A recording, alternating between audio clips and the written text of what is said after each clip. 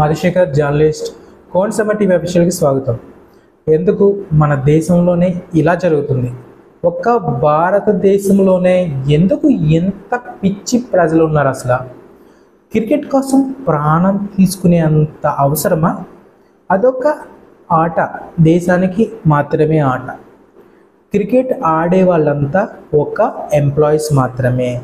మన భారతదేశానికి వాళ్ళ శాలరీ తీసుకుని మాత్రమే ఆడుతారు. అయితే ప్రజలకు ఎందుకు బాగా వెర్రి వేషాలు? అదే అసలు ఆ స్టేడియంలో కెపాసిటీ ఎంత? 35,000. మరి ఎంతమంది వెళ్ళారు? 3 లక్షల మంది. అసలు ప్రజల ప్రాణాలతో సెలగాట ఆడటం ఏంటి? ప్రజలు ఎందుకు ఎంత పిచ్చి వేషాలు వేస్తున్నారు? ఈ మధ్య రాజకీయ నాయకుల ఫ్యాన్ బేస్, సినిమా హీరోల ఫ్యాన్ బేస్, అలాగే క్రికెటర్ అభిమాన ఫ్యాన్ బేస్ ఏంటి పిచ్చి దారి పడుతుంది? యువత ఎక్కడికి వెళ్ళిపోతున్నారు? అసలు ఎందుకు? ప్రాణం కన్నా క్రికెటే అంత గొప్పదా? ప్రాణం తీసుకునే అంత ఆట అంత ఇంపార్టెంటా? అసలు మీ తల్లిదండ్రుల కోసం ఆలోచిస్తున్నారా? తల్లిదండ్రులు ప్రాణాన్ని తిరిగి ఇవ్వగలరా? తల్లిదండ్రులు ఎంత క్షోభ అనిపిస్తారు మీకోసం? మీరు చేసిన పిచ్చి పనులకు మీ తల్లిదండ్రులు ఎంత నరకం అనిపిస్తారు?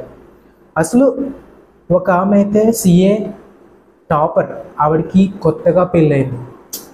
వాళ్ళు ఎన్నో ఆశలు పడి ఉంటారు, వాళ్ళ జీవితాన్ని ఇలా గడపాలి, మన లైఫ్ని ఇలా చూసుకోవాలని.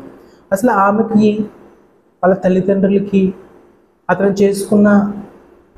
చేసుకున్న అతనికి ఏం సమాధానం చెప్తారు? అసలు క్రికెటర్స్ అనేవాళ్ళు కేవలం మనకి వినోదాన్ని మాత్రమే ఇస్తారు. అది ఒక బిజినెస్. క్రికెట్ అనేది ఒక వ్యాపారంగా మార్చింది మన భారతదేశంలో. అసలు ఐపీఎల్ అనేది మ్యాచ్ ఫిక్సింగ్ గేమ్. అది ముందుగానే ఎవరు నెగ్గాలి, ఎవరు ఏంటి అనేది అందరికీ తెలిసిన విషయమే. అయితే ఇటువంటి ఒక ఐపీఎల్లో ఆర్సీబీ నెగ్గితే విజయోత్సవాలకి అంతమంది వెళ్ళి 11 మంది ప్రాణం కోల్పోవాలా? అసలు ఒక ఆటని ఒక ఆటలా ఎందుకు చూడట్లేదు? అసలే మన భారతదేశంలో దౌర్భాగ్యం ఏంటంటే ప్రతి కంట్రీలో నిషేధించిన వస్తువు కూడా మన భారతదేశంలో దొరికేస్తుంది. అంత ఈజీ. అలాగే ఇక్కడ దృష్టి పెట్టిన అంత పనికిమాలైన వాటి మీద ఏ దేశం ప్రజలు కానీ యువకులు కానీ దృష్టి పెట్టరు. అంటే మన భారతదేశంలోనే చాలా ఎక్కువ మంది ఖాళీగా ఉంటున్నారా? చాలామంది ఇన్స్టాగ్రామ్లో పిచ్చి పిచ్చి కామెంట్స్ పెడతారు. అలాగే ఒక గేమ్ని పిచ్చి ముదిరిపోయేలా ప్రేమిస్తారు. మరి మిమ్మల్ని కన్న తల్లిదండ్రులకి ఏం సమాధానం చెప్తారు? చనిపోయిన వాళ్ళకి ఏం సమాధానం చెప్తారు? అసలు ఎందుకు మనకి ఎంత పిచ్చి, ఎంత వెర్రి? అసలు ఎందుకు ఒక రైతుకు మనం విలువ ఇవ్వట్లేదు?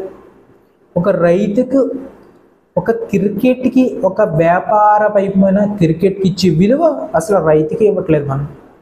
అసలు రైతునే రాజు అంటున్నాం కదా, అసలు రైతుకి గిట్టుబాటు ధర లేదు. అసలు పంటలే ఏమీ గిట్టుబాటు ధర కల్పించట్లేదు. అసలు రైతు మీద అసలు ఏ ప్రభుత్వ నాయకుడు కూడా మాట్లాడట్లేదు. కానీ ఈ పిచ్చి గేమ్స్ మాత్రం పిచ్చి ముదిరిపోయేలాగా అభిమానించి ప్రాణం తీసుకునేంతలా మాత్రం వెర్రి వేషాలు వేయాలా? ఒక ఆట, జస్ట్ ఆట నీకు వినోదాన్ని ఇస్తుంది. ఒక 3 hours జస్ట్ చూడు, అంతే, చూసి వదిలే. అలా సినిమా కూడా అంతే. సినిమా హీరోల కోసం కూడా ప్రాణం తీసుకునే అంత పిచ్చి జనాలు ఈ భారతదేశంలో ఉన్నారు.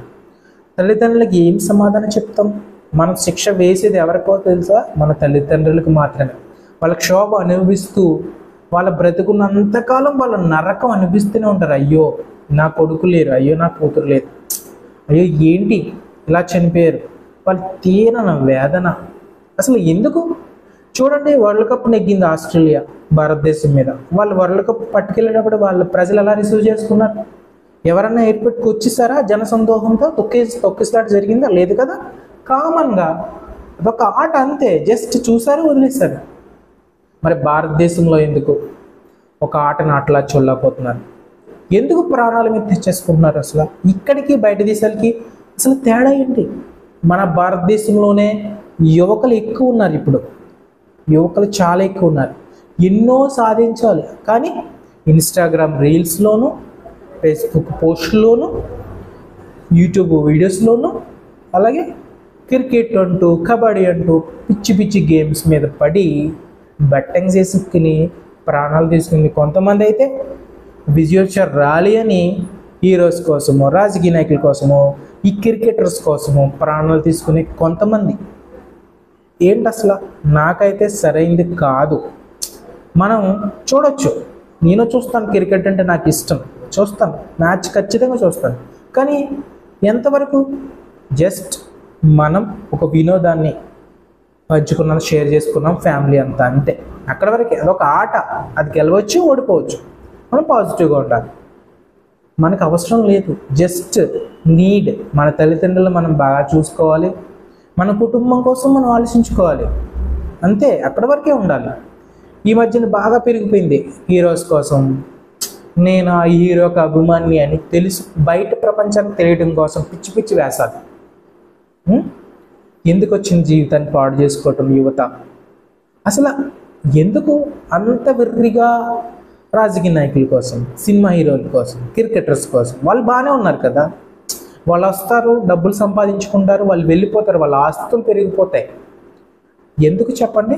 అంత పిచ్చి అభిమానం అవసరం లేదు. మనకి ఎంత ఇష్టం ఉండాలో అంత ఇష్టంగా ఉండాలి. లిమిట్, ప్రతిదానికి లిమిట్ ఉండాలి, ప్రతిదానికి ఒక లిమిట్లో ఉండాలి. చాలా నేను చింతిస్తున్నాను. మా కోనసీమ టీవీ అఫీషియల్ తరపున ఈ యొక్క విషాదాన్ని చాలా బాధపడుతున్నాం. దయచేసి మన భారతీయులందరూ ఆలోచించండి, మన తల్లిదండ్రుల కోసం ఆలోచించండి, మన కుటుంబం కోసం ఆలోచించండి. మన యొక్క ఏంటి, మనం ఎలా అభివృద్ధి చెందాలి, మనం టెక్నాలజీని ఎలా అందిపుచ్చుకుని అభివృద్ధి చెందాలి. ఈ క్రికెట్ అనగా, ఈ గేమ్స్ అనగా, ఈ యొక్క రాజకీయ నాయకులు అనగా, ఈ హీరోస్ అనగా, ఇంకా చాలా చాలా fan based so called peoples తయారవుతున్నారు, రెచ్చగొట్టేస్తుంటారు ఫ్యాన్స్ అని. మనకు అవసరం లేదు. మన కుటుంబ పరిస్థితులు ఏంటి, మనం ఏ పొజిషన్లో ఉన్నాం, ఎందుకు ఇలా జరుగుతుంది? మన ప్రాణం కన్నా ఏది గొప్పది కాదు. గుర్తుపెట్టుకోండి, మన ప్రాణం చాలా ఇంపార్టెంట్, మన తల్లిదండ్రులు ఇంకా ఇంపార్టెంట్. మన ప్రాణం కన్నా ఏది ఎక్కువ కాదు. మనం ప్రాణం తీసుకునేంత అవసరమా? ఒక్కసారి ఆలోచించండి. అసలు వాళ్ళు పట్టించుకున్నారా మిమ్మల్ని? చనిపోయారు 11 మంది, ఎవరైనా పట్టించుకున్నారా? లేదు కదా. ఎందుకు అటువంటి పనులు? దయచేసి ఇటువంటి లిమిట్స్లో ఉండాలని, అతి ఉత్సాహం చూపించొద్దు. నీకు ప్రేమ ఉండొచ్చు, క్రికెట్ అంటే నీకు ప్రేమ, ఇష్టం, చూడు, పాజిటివ్గా ఉండు. చూడడం వరకు, ఎంజాయ్ చేయడం వరకు మాత్రమే, ఓకేనా? ఏదైనా లిమిట్లో ఉండాలని మనస్ఫూర్తిగా కోరుకుంటూ, చనిపోయిన 11 మందికి మనస్ఫూర్తిగా ఆత్మ శాంతి చేకూరాలని కోరుకుంటున్నాం. Thank you.